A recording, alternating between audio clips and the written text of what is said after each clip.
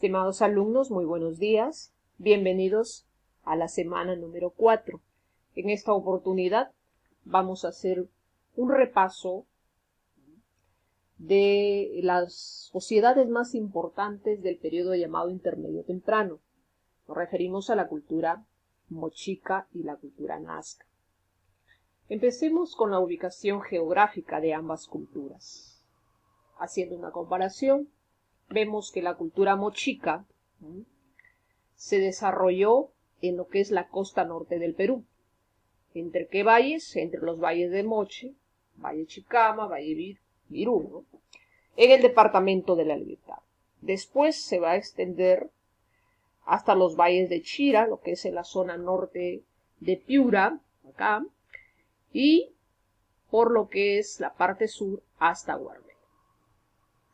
¿Quién descubrió la cultura mochica? No hay que olvidarse, fue descubierta por Federico Maxule en el año de 1902. Con respecto a la cultura nazca, su ubicación geográfica se desarrolla en lo que son los valles de Ica, Nazca, Palpa, Ingenio, ¿no? Siendo su centro principal, acá, Caguachi. Caguachi, que está ubicado a orillas del Río Grande, en la provincia de Nazca, es decir, en el departamento de Ica. Entonces, la capital de la cultura nazca viene a ser la ciudad de Caguachi. ¿Quién descubrió la cultura nazca? Fue descubierta también por el arqueólogo Federico Maxule. ¿En qué año? En 1901. En 1901.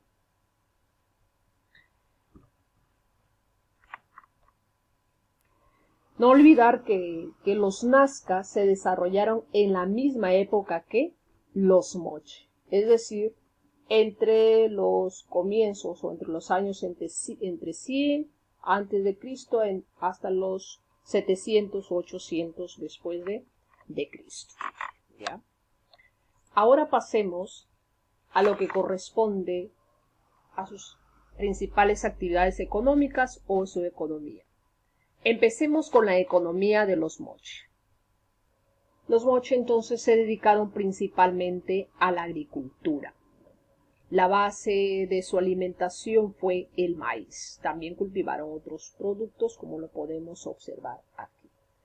Ahora, el territorio ocupado por los moche era favorable para la actividad agrícola, ya que atravesaba por varios ríos, ¿no? Y además su tierra tenía un alto contenido de minerales.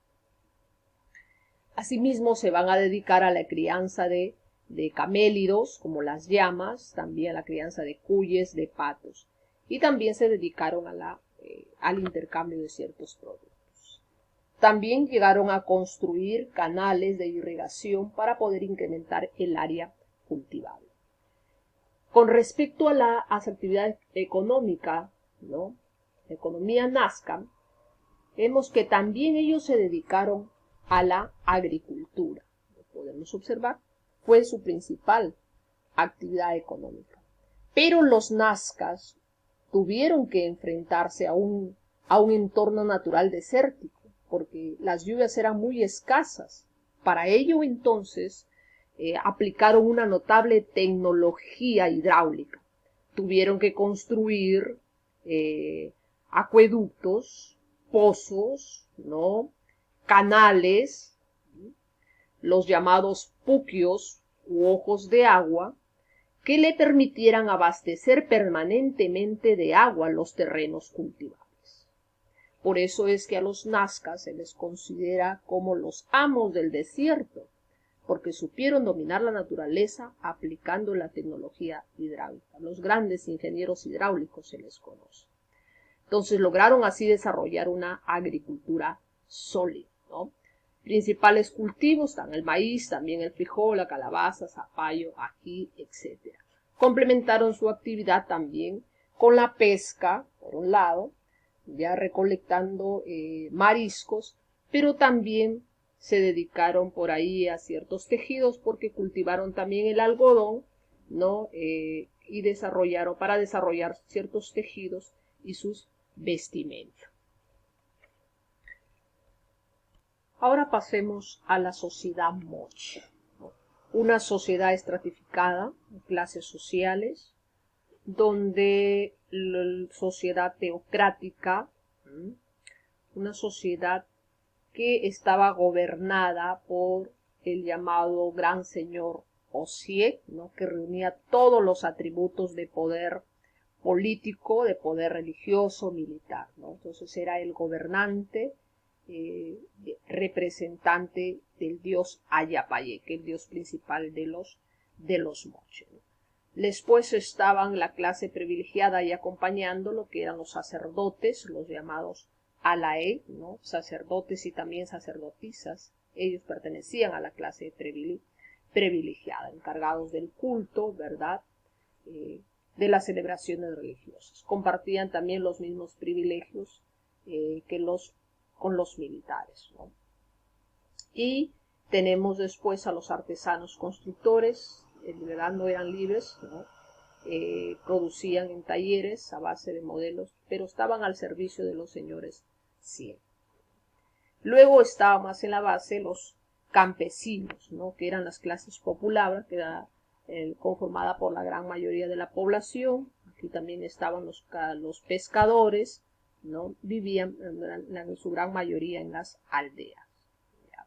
Ellos eran controlados por la jerarquía de administradores, ¿no? Que se encargaban de vigilar la producción en el campo y también en los talleres artesanales. Y en la base, más abajo, los menos privilegiados, van a estar los prisioneros de guerra, los llamados vencidos, ¿no? En las guerras colonizadoras, ellos eran escogidos y sometidos a los sacrificios humanos, los sacrificios para los dioses.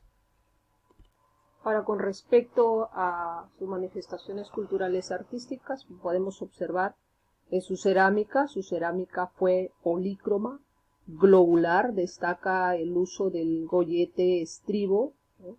Realizaban pues piezas con moldes de barro.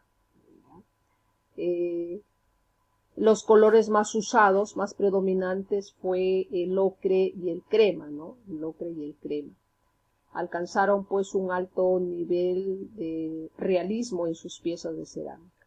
Aquí podemos observar los guacos retratos, ¿no? Que de alguna manera representan, ¿no? Estados de ánimo que expresan en las personas.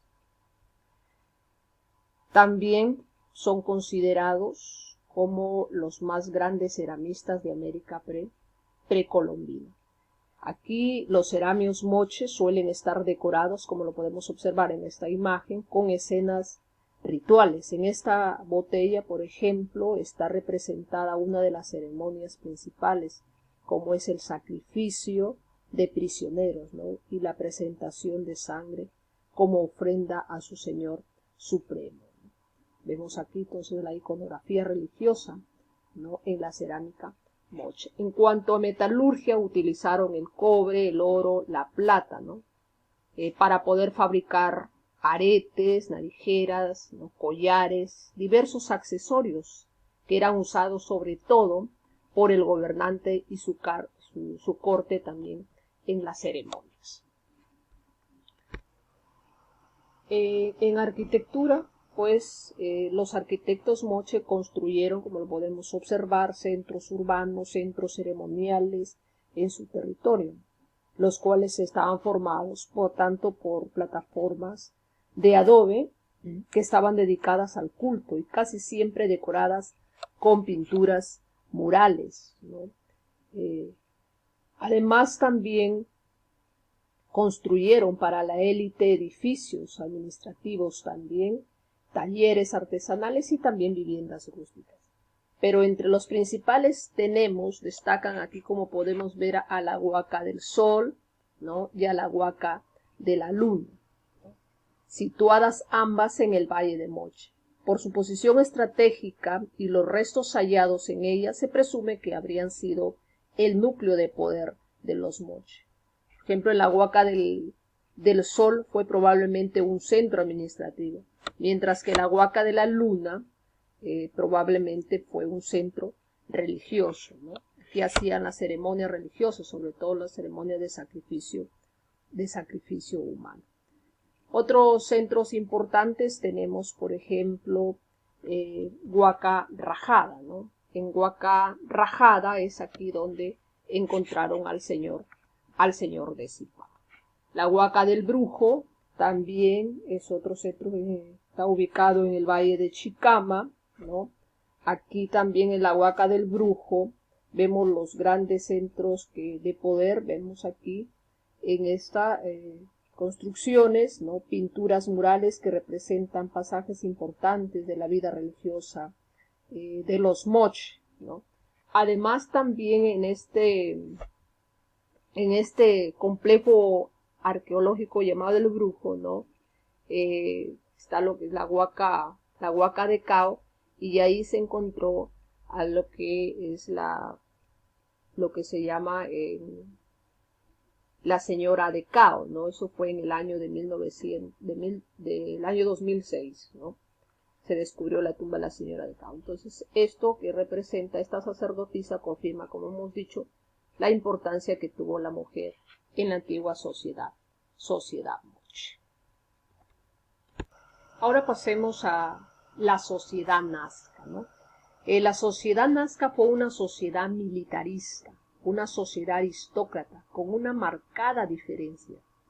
En la cúspide pues estaban los señores guerreros, ¿no?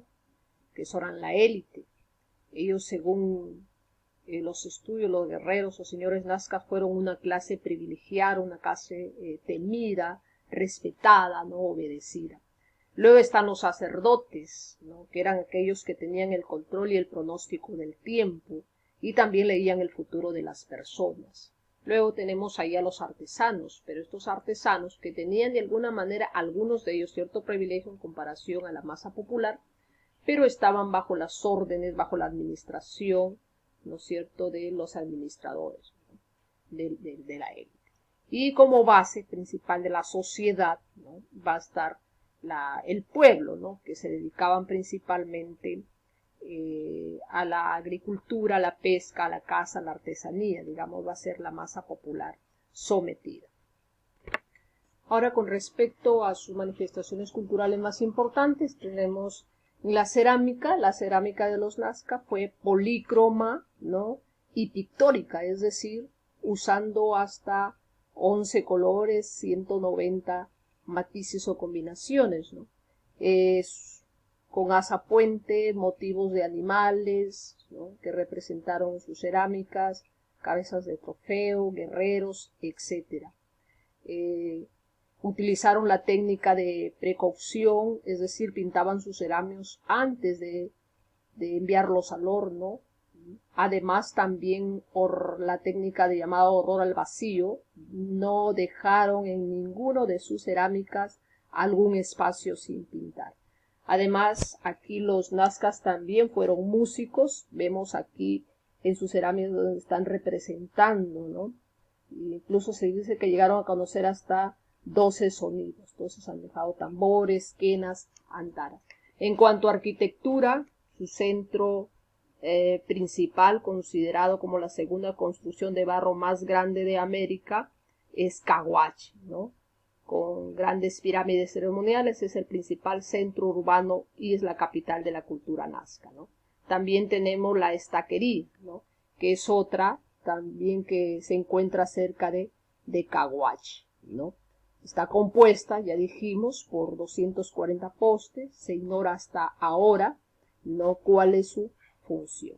Y finalmente las llamadas líneas de Nazca, ¿no?, que están ubicadas en la paspa de Nazca. Estos trozos gigantescos, ¿no?, que se encuentran en palpa, en sacas, en figuras geométricas, ¿no?, de plantas y animales. Fueron descubiertas, no olvidarse, por Toribio Mejía y Esqué, y estudiadas también por Porcosot, María Reis, ¿no?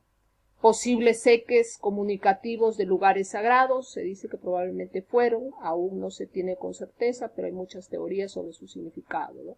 Las figuras son enormes, algunas alcanzan hasta 180 metros. Muy bien, estimados alumnos, este ha sido un repaso de las dos culturas más representativas del llamado periodo intermedio temprano. Nos vemos en la próxima sesión. cuídate mucho y hacer sus tareas que le corresponden.